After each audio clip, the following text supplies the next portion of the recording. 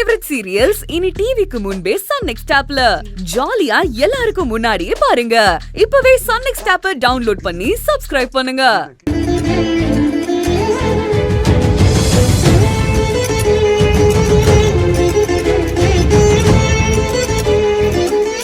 துணிய சரியா அளவெடுக்கிற நீ மனச சரியா அளவெடுக்க தெரியலையம்மா உனக்கு.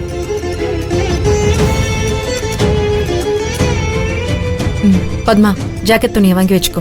ஒரு 2 நாள் கழிச்சு வந்து வாங்கிக்க சொல்லு. உன்கிட்ட கொஞ்சம் பேசிக்கிறேன்.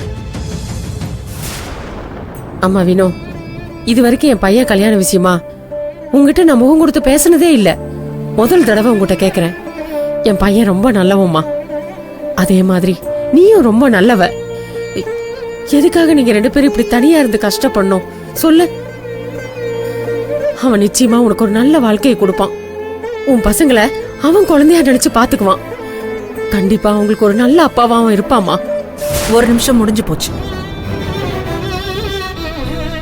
அம்மா, துணிங்கிறது உயிர் இல்லாதது. அளவு தப்பானாலும் கட் பண்ணி தூக்கி எறிஞ்சிடலாம். மனசு உயிர் உள்ளது. தப்பாச்சுன்னா ஒண்ணும் பண்ண முடியாது. என்னைக்கும் என்னோட பிள்ளைங்களுக்கு நான் தான் அப்பா அம்மா. அவர் மேல பாசம் இருக்கலாம், ஆனா அவர் எப்படி அப்பா வாங்க முடியும்?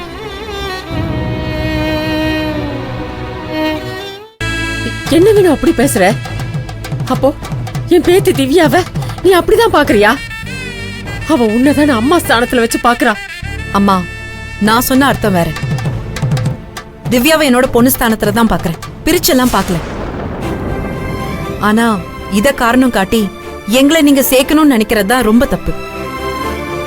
பாசத்தை யார் வேணாலும் காட்டலாம், ஆனா உரிமை எடுத்துக்க முடியாதுல்ல. ரெண்டுத்துக்குமே வித்தியாசம் இருக்குல்ல. வார்த்தையால மடக்கிறதுனால உன் பக்கம் நியாயம் இருக்குன்னு நீ நினைச்சுக்காத. நீ இப்ப விரக்தியில பேசிட்டு இருக்க. ஆமா வீணோ, ஏற்கனவே வாழ வேண்டிய வாழ்க்கைய வெறுமையா கழிச்சிட்ட. இத ஒரு பொண்ணா என்னால உணர முடியும். ஏன்னா நானும் சின்ன வயசுலயே புருஷனை இழந்தவ. சின்ன வயசுலயே புருஷனை இழந்துட்டு ஒரு பொம்பளை காலத்தை தள்ளுறது எவ்வளவு கஷ்டம்னு நீ சொல்லி எனக்கு தெரியணுங்கிற அவசியம் இல்ல. அந்த நரகத்துல வாழ்ந்தவனா. அந்த கொடுமையெல்லாம் நம்ம பசங்களுக்கு வந்துடக்கூடாதுன்னு தான் நானும் உங்க அத்தையும் போராடிக்கிட்டு இருக்கோமா. அது புரியாம நீங்க 2 பேரும் அடம் பிடிச்சிட்டு இருக்கீங்க. நாங்க சொல்றதெல்லாம் இப்ப உங்க வயசுக்கு தப்பா தெரியாம இருக்கலாம், ஆனா வயசு கடந்து வந்து நிக்கிறப்போ நாம தப்பு பண்ணிட்டோமேன்னு உங்களுக்கு தோணும். அப்ப நீங்க திருத்தணும்னு நினைச்சா கூட காலம் பின்னோக்கி போகாதுமா. அதுக்குதான் சொல்றேன், நான் சொல்றத கேளுமா. என்ன விடும், நாங்க என்ன வாழ்க்கை கெடுக்கவா நினைக்கிறோம் சொல்லு. அம்மா, உங்க அனுபவ பாடத்தை நான் தப்பு சொல்லல. ஒவ்வொரு மனசுக்கும் ஒரு உணர்வு இருக்கும். அது சொல்ற வாழ்க்கைய வாழ்ந்தாதான் வாழ்க்கை நல்லா இருக்கும். நானும் என் மனசுக்கு சரின்னு படுறதான் நான் பண்றேன். என் வாழ்க்கையே என் பிள்ளைங்களுக்காக மட்டும்தான். எனக்கு இதுவே போதும். நான் சந்தோஷமா தான் இருக்கேன். அதே மாதிரி நான் உங்க மேல ரொம்ப மரியாதை வச்சிருக்கேன்.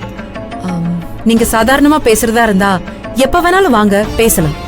ஆனா மனசுல இந்த எண்ணத்தை வச்சுக்கிட்டு திரும்ப என்ன வந்து பாக்காதீங்க. நீங்க எத்தனை தடவை கேட்டாலும் ஏன் முடிவு ஒண்ணுதான். அதுல மாற்றம் இருக்கும்னு மட்டும் நீங்க நினைச்சிடாதீங்க. அது எப்பவுமே மாறாது. ஓ அப்படியா? சேரக்கூடாதுங்கிற முடிவுல நீங்க எப்படி உறுதியா இருக்கீங்களோ, உங்களை சேர்த்து வைக்கணுங்கிற முடிவுல நாங்களும் உறுதியா தான் இருக்கோம். இப்ப வேணா உங்களுக்கு எங்க மேல கோபம் இருக்கலாம், ஆனா பின்னாடி எங்களோட அருமை உங்களுக்கு புரியும்.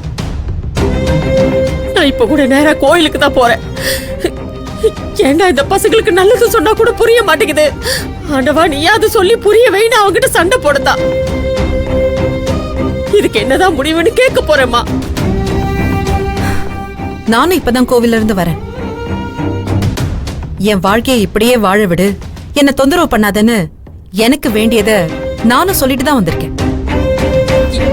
எனக்கு உங்க அத்தைக்கு வேணாம், நியாயம் எது தர்மம் எதுன்னு தெரியாதுன்னு நீ சொல்லிட்ட. ஆனா படைச்ச ஆண்டவனுக்கு தெரியும்ல, அவன் முடிவு பண்ணட்டும். யாரு வேண்டுதலை ஏத்துக்கிறதுன்னு.